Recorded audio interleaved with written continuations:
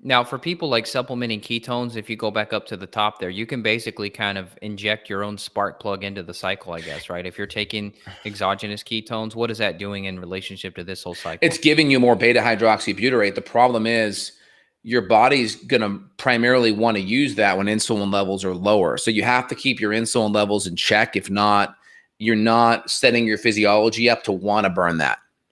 You're probably going to pee it Okay. out more than likely versus burn it. Because typically your body has an enzyme called hormone sensitive lipase where it wants to break down fat and convert more of these ketones. Hormone sensitive lipase is inverse with insulin. So higher your hormone sensitive lipase is, you need lower insulin to make that happen.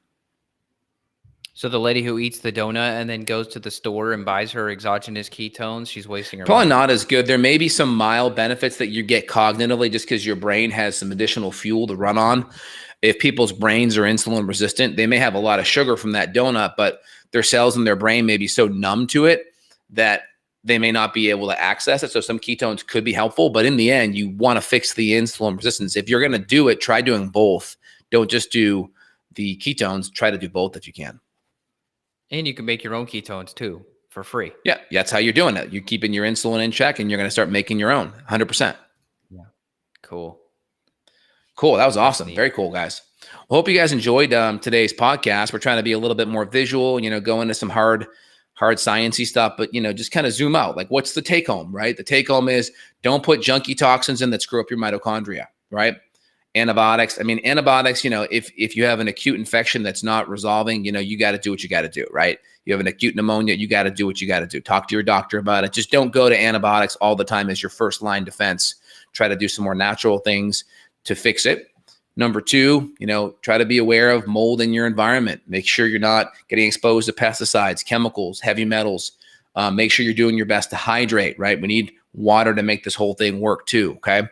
I would say after that, make sure you have your macronutrients dialed in, good quality protein, fats, and carbohydrates, organic sources.